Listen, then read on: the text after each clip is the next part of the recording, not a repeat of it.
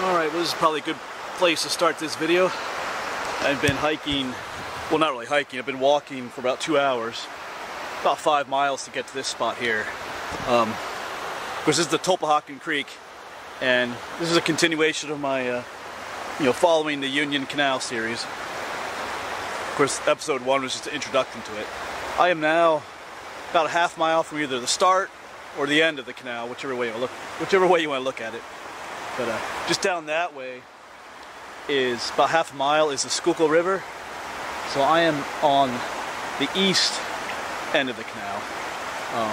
There's a stone building up there. Is that the office for the Berks County Parks? And just that way is Grings Mill. So I'm in that area if you're familiar. Like Reading is just that way. But I thought I'd start the video out here. So I walked all the way out here first, and then I'm going to start making my way back.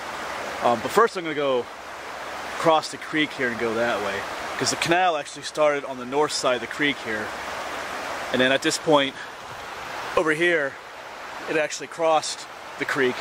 There was a mule bridge here where they of course the canal boats were towed by mules, and of course they had to have a bridge that goes across the creek for the mules, and one of the locks is right up here too.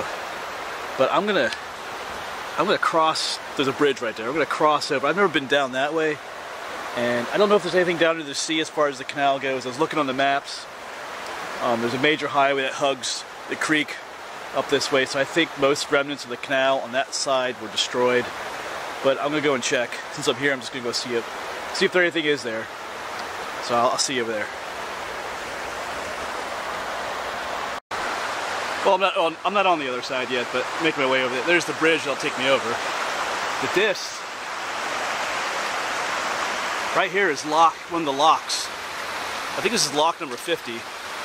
So like I said, right here is where the canal crossed the stream.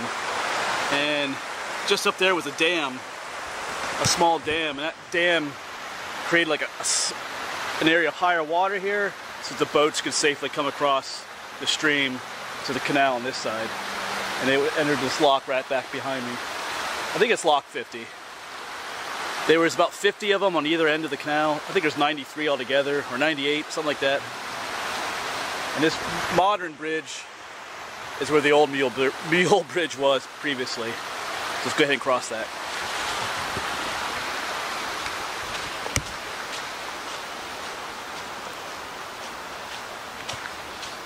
You can see all the old stonework. Of course, at the time it would have been covered with more nicer finished stone, but that all got removed over time. So the boats would have gone right through here at one time.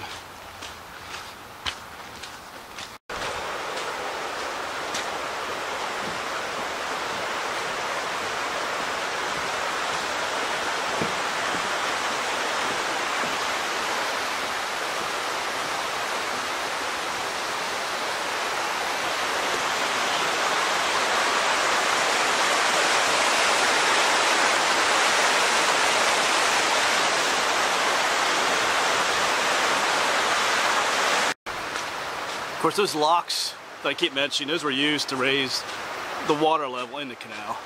But further on down, back that way, there is a restored lock that you'll get a good idea of what they used to look like. It has all the finished stone and all the, they put in new doors on either end and all the cool old wooden beams, so you get an idea of a better idea of what they look like.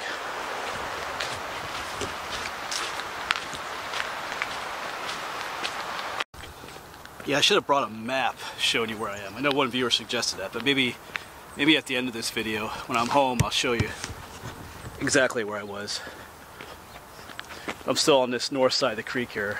Like I said, I don't know if there's going to be any remains of the canal on this side. Doesn't look too good right now. Everything's kind of paved right here. But I know there was a weigh station up here where the canal started on the Schuylkill River.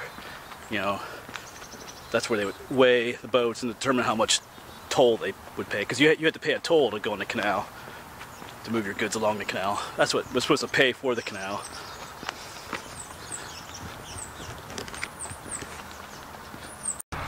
Let's check out that cool old place over there. I think it's called that's the Nicholas Stoltzfus homestead. That looks. Maybe we'll go up there a little bit later. We'll see. Still making my way along here. The canal would have been along here, but it's all filled in right here.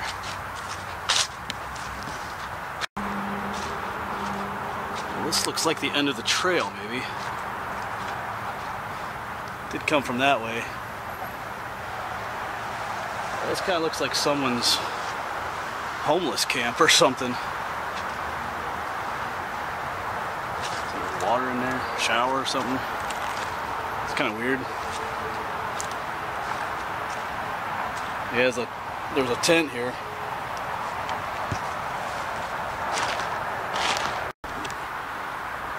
Alright, at this point I am going to turn around and go back to where I first started this video.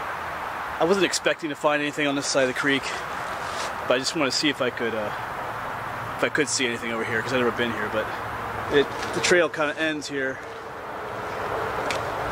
and there might be remnants of the canal up there, but I don't know.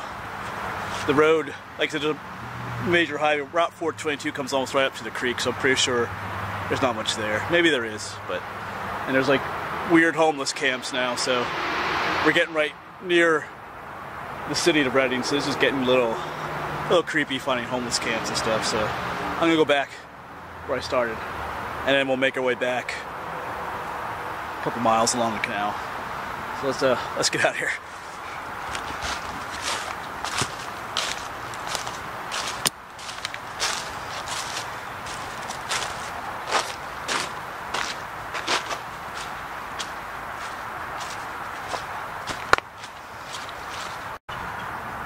There's one more look at that cool house.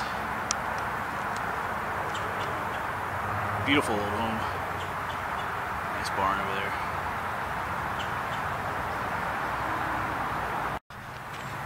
Yeah, another reason I want to get out of there. Redding is not a safe town.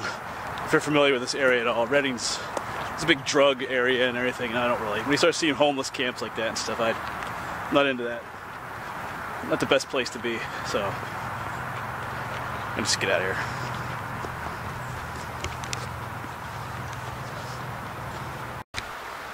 Yeah, we're coming up to that bridge again, but here they have a little, you can get yourself a little Union Canal towpath tour, which will tell you some things about this area. Because I already looked up this information online, so I already have this information, but I'm going to take one anyway.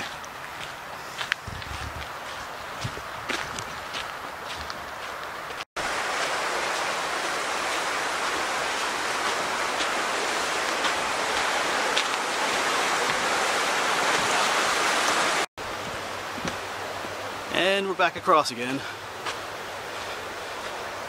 Remember, that was the mule bridge. Well, not the original bridge. Of course, down there is where the canal would be. That's lock 51, actually. I think I called it lock 50 earlier. It's lock 51. That's right there's where the canal would be. Now, this whole section we're hiking now for the next 5 miles or so there's a whole lot to see.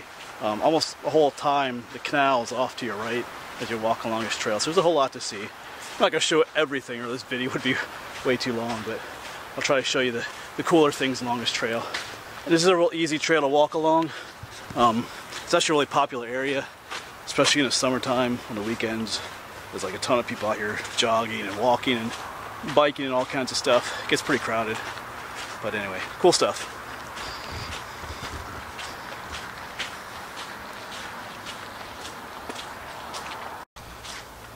Yeah, so as we're walking along, all this over here, and here is where the canal was. And this here is the tow path. Of course, this is where the mules would walk. The mules would tow the boats that were in the canal over here. That was the way they moved the boats.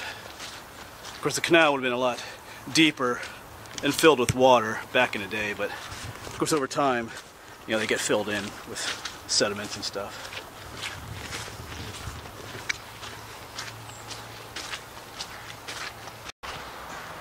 There's some cool ruins across the creek there. Some kind of old house over there. I think that's the Fisher homestead. It'd be cool to get over there, but not today.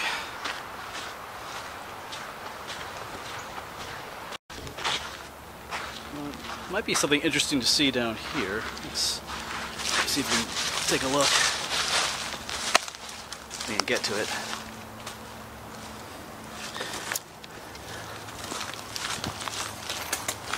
Kind of muddy. Oh, I gotta turn this off. I'm getting slipped.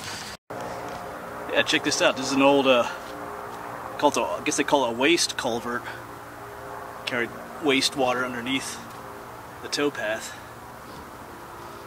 See if we can get a little bit closer.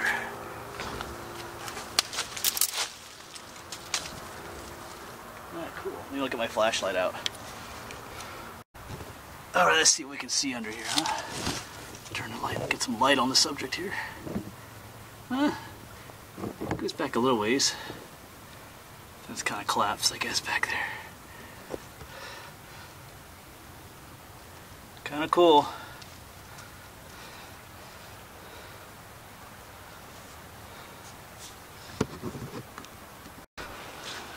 That was my first time seeing that thing. I've been on this section a number of times, but having done research now, I knew that was there, so I was looking for it. So that's pretty cool. You can always learn new things.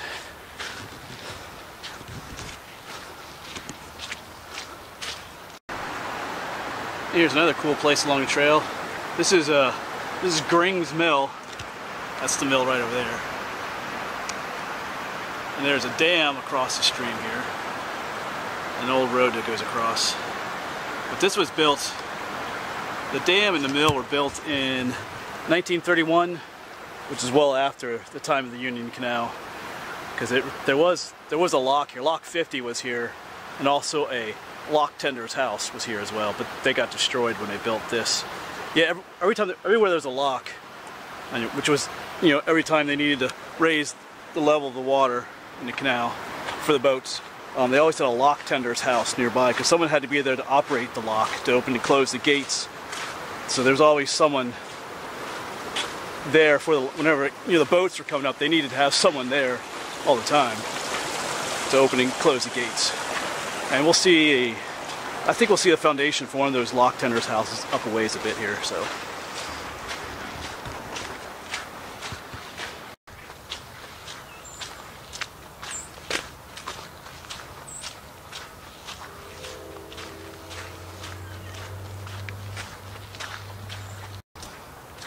Once again, as you walk along the trail, you can see the remnants of the canal on the other side there.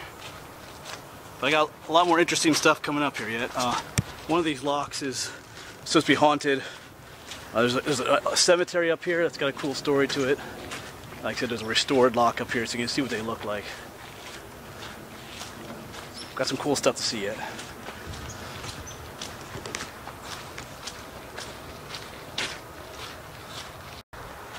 And of course, these canals, they always parallel the stream.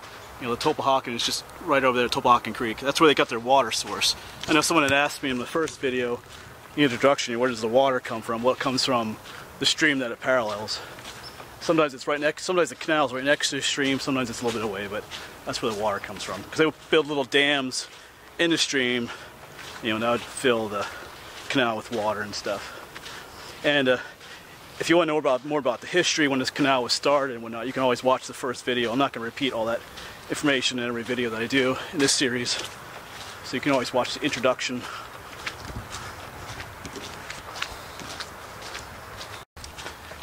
And right up here is Lock 49. Of course, there's not much left of the original stone, but you can see it down here.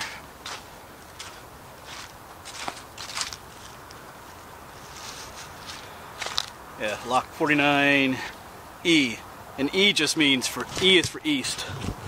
Lock 49 east, because there would have been a Lock 49 west once you got past the midpoint of the canal. And this one's supposed to be haunted, because it's kind of confusing. Because there's a bridge up here called Red Bridge, and I've been doing a haunted video series as well on my channel, and that bridge and this lock share the same story. So I'm not sure which place the event occurred, but in August 17th, 1875, there was a Mrs. Bissinger, I think her name was. Her husband was associated with the old mill up there. well, before the dam was put in place up there. But apparently her husband, you know, had a likeness for other women, and she found out, and she came to this lock and with her 3 kids and jumped in with her 3 kids, and they all drowned. So, like I said, I've heard that story happened up at the bridge up here too. I think one viewer mentioned that, but whether it was at the lock or this bridge, it's kind of a sad story. But supposedly this is the place where it may have happened. Of course, there's no water in here now, but back in the day, it would have been pretty filled up with water, enough to drown in, especially if you can't swim.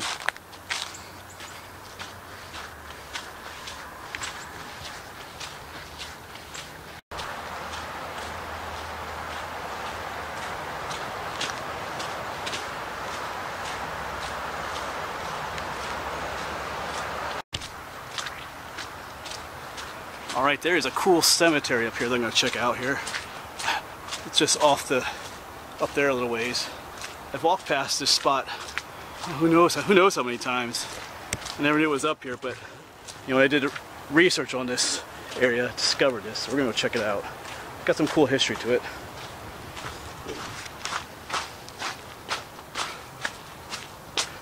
And it's just up there.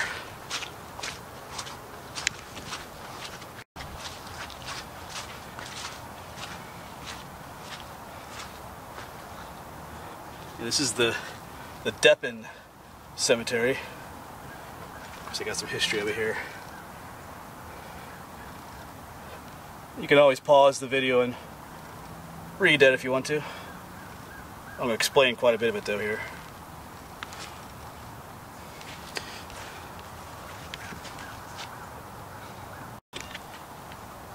Alright, so this is the Deppen Cemetery. I think it was also called the Catholic Cemetery, because most of the people that are buried here are Irish. And this is not the original location of this cemetery. It was located further north from here, but in the late 70s they built Blue Marsh Lake, the Army Corps of Engineers, and they dammed the Topahawken Creek up that's down there, and of course they had to move this cemetery. Well, they didn't have to, but they did move it, which is nice. I think it dates back to 1808, and supposedly there are 20 to 30 Irish immigrants buried here, or in either here, or I don't know if they all brought them. I don't know if they brought them all here, but in the original cemetery, 20 to 30 Irish immigrants, and they died from working on the canal. Because remember, the canal was being built during that time period, early 1800s, and supposedly they died of what they call canal fever or swamp fever. Because a viewer had asked me, you know, who they have built the canal. I know they had local people help, but you know, here's your answer too. They had Irish immigrants. Probably didn't pay them a whole lot, and they probably didn't treat them too good either, and that's why they died. So a bunch of them are probably buried here. Of course, maybe some are still underwater in the original cemetery site. There's other people buried here too that were not working on the canal. Let's walk around just a little bit, maybe. Yeah, some of them just have initials on them. Some don't say anything.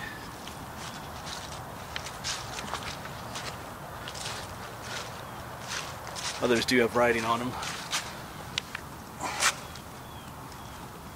Say December 20th, 1866. Of course, they were born in 1799. Of course, it's all in German too.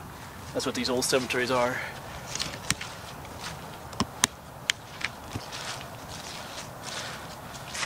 This one says Jonah, maybe? I don't know. 1801 to 1847, maybe? So I got some old ones here.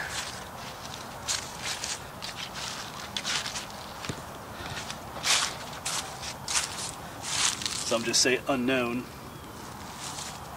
Well, here's a Revolutionary War veteran. So I say 1747 to 1808. I don't know if you can make out that name or not.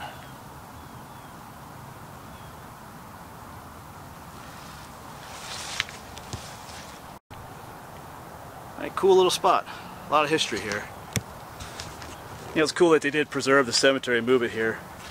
You know, they don't always do stuff like that. Sometimes when they do big projects like that, stuff like this gets destroyed. So it's kind of cool that the time and money was taken to preserve this little piece of history. And this is located right next to the Burke's Heritage Center. If you're familiar with the area, you should recognize that large yellow building up there. And just down there is the red bridge goes across the creek. We'll be down there in a moment. So that's where we are. Just coming up here, this is pretty cool. This is Wirtz's covered bridge, sometimes just called Red Bridge.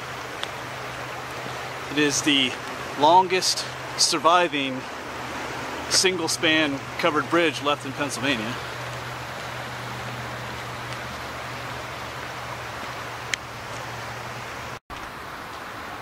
And like I said earlier, this is one of the supposed sites where that Mrs. Bissinger killed herself. So it was either here at this bridge or back at that one lock. I'm thinking it was probably back at the lock, because she lived down where the mill was down there, so it makes more sense that she did it down there rather than here. But who knows? Right.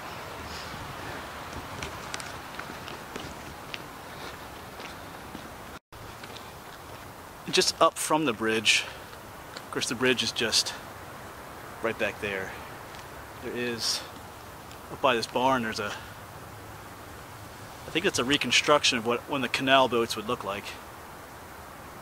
More of like a living one. I don't think that was one they would use to haul cargo. That gives you an idea of what it would look like. I'll try to get an air view of it further down. Yeah, there's an air view of what a canal boat might have looked like.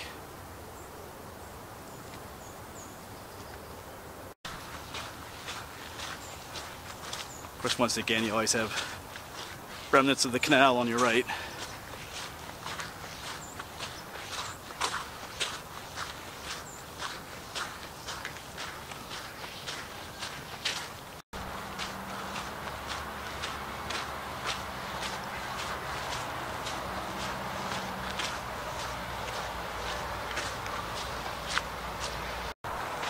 And down here, here's the start of lock number 48. You can see the stone work there.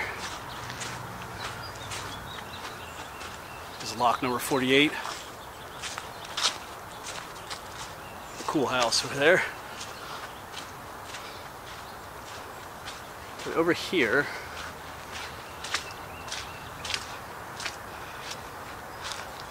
this foundation here is where the lock tender lived. This is his little house. Not much left of it. And compare that to the big house over there. Sheesh.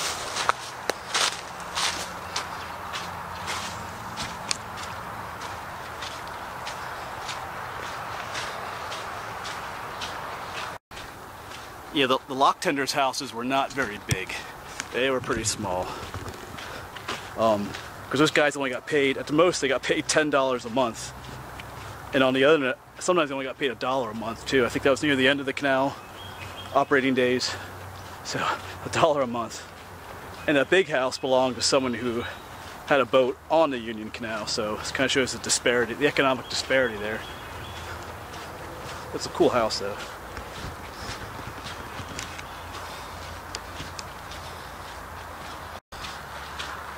Alright, so up here in a little bit will be the restored lock, so you can get a good idea of what these locks really look like, because so far all you're seeing is like this, you know, hole or tunnel looking thing, but up here you'll be able to see what they really look like and how they operated. And just a little bit. And as promised, here's one of the restored locks. Of course you can see the canal over here, and the Tolbakken Creek is still just over there. This is lock number 47. This will give you a good idea of what they should look like, or what they did look like. And all their finery.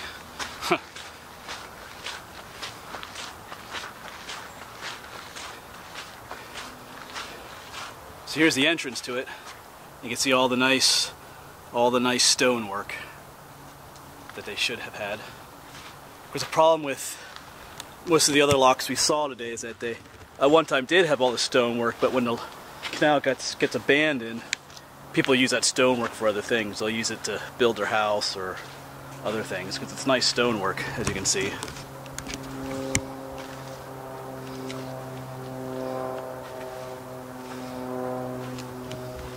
Got kind of cool ironwork in here. Well, let's talk about how these worked. I explained this before, but let's do it again. Of course, you know, you'd have a boat coming up the canal here, and they would need to get up to there because it's higher elevation over there. So what would happen is the boat would come on in here. These gates would open, allowing the boat into the actual lock. Because they would use these huge beams of wood, you know, as levers to open and close the gates. Because these gates have seen better days. And then the boat would come into here. You could probably stick 2 boats in here at once, maybe. Once this boat was in, they would close those gates, and they would open up the gate here. Of course, on this side the water was higher, so when they opened these gates, the water would rush in to maybe to the top of the wall here. So the boat would rise up, and then it could go on through those gates and onward on. That's how the locks worked. It's just a way of raising the water level so the boats could get to higher elevation. Pretty neat.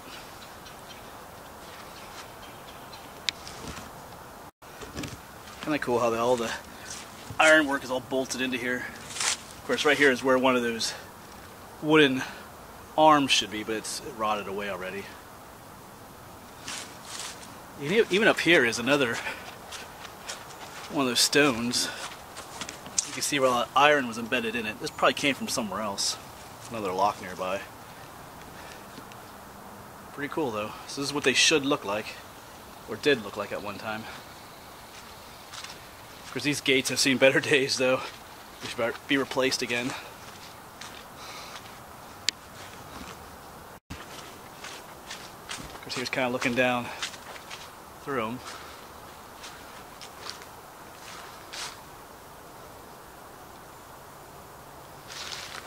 And the boat would continue on down that way.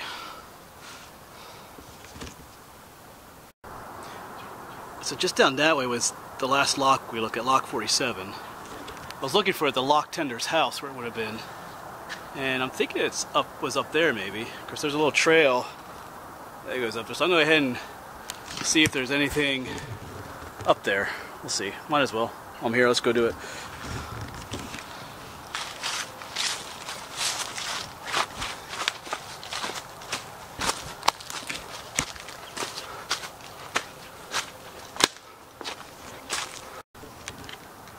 Well, initially I don't see anything up here. It's kind of a flat area, but I do see something interesting up there.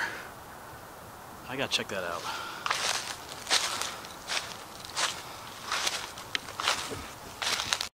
Well, forget that. I think my eyes are just playing tricks on me. Just kind of taking me up to someone's house up here, so not sure what I saw, but let's get back to the towpath trail.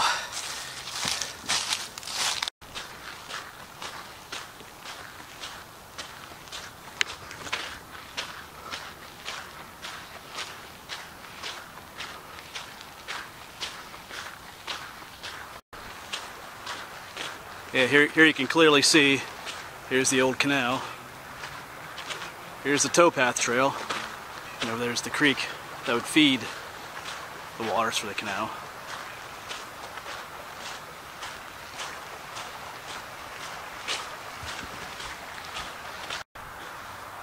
Alright, so here's an interesting problem that the canal makers would face. Of course, right over there is the Topahakan Creek. But then there's this other creek. This is Plum Creek. And the canal, well, it would have been right here. You can kind of see it.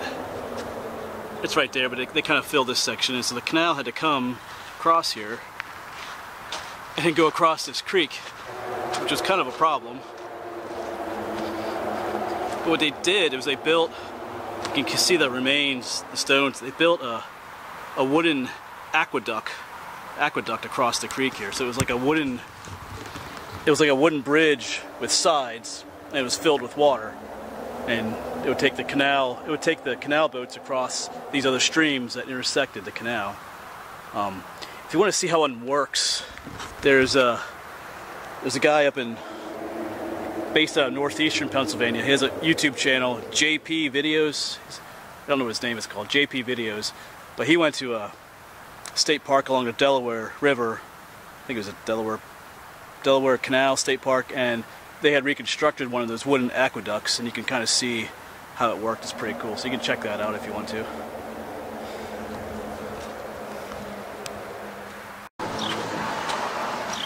Then we gotta cross the road here. Try not to get killed.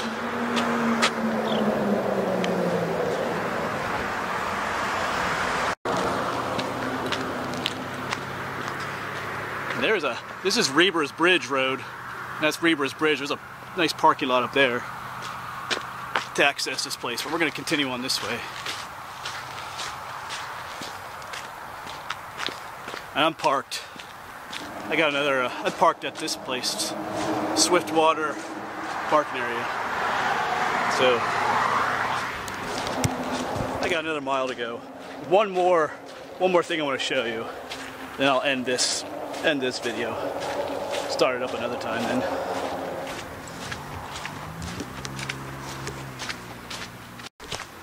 Of course, the canal would have been over here, but it's been completely obliterated by the road they put in up here, so that's the way it is in some of these places.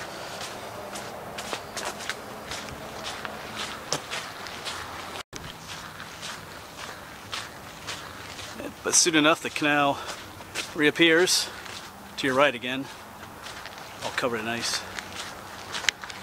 There's the creek over there again. I like this section with the fence. This section doesn't get as much traffic from people either, so it's a little more quieter sometimes.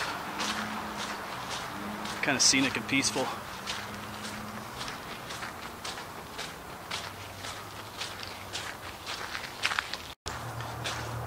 And of course, one unfortunate thing you will see along numerous sections of the canal is lots of trash. There's a bunch of tires there. Of course, there's a steep hillside there, so it makes for a great dumping spot.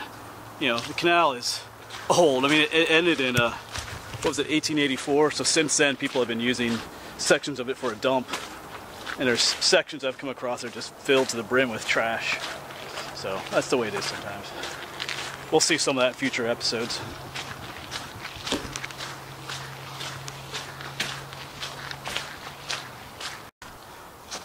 Alright, well back in there is one more lock, it looks like, back there, but it's kind of weird. You can see the canal back there, but it goes to the lock, but then it kind of busts through and looks like the canal goes this way.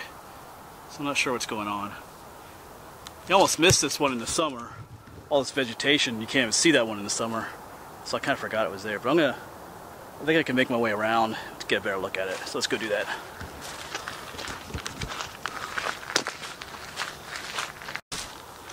Well, getting there is easier said than done. There's kind of a trail here. Sort of. Alright, so here we are. Wow, I mean that one's in good condition. You can see all the stonework. Try to get a little closer over here.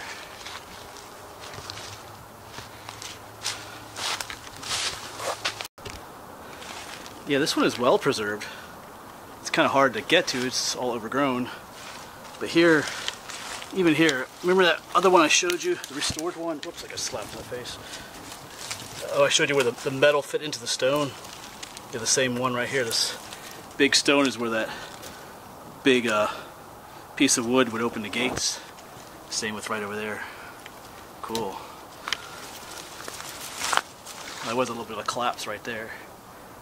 Let's walk on to the end of this one, if we can. It just continues on over here.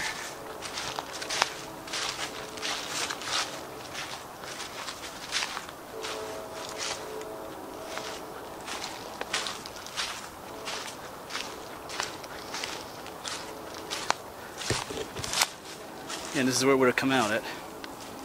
You still see some of the metal work here too on this one. Yeah. Cool. Yeah, I'm surprised this one hasn't been restored, you know, cleaned up the area around it. That's kind of weird. Not sure what's going on there. But it's pretty cool.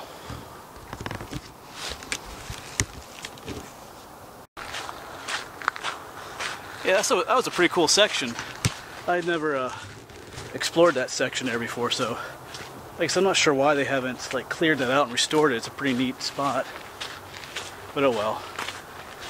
Anyway, that's going to be the end of this episode. Episode 3 will pick up right around this spot and continue on up towards Blue Marsh. But I've had a long day. I'm kind of tired now. What did we do, 10, 12 miles a day? Out hiking for a number of hours, 4 or 5 hours, so I'm done. It's getting late too, so I'll try to show on a map where I am in this video at the end. I know because some people requested that, so. But regardless, thanks for coming along, and I'll see you in my next video.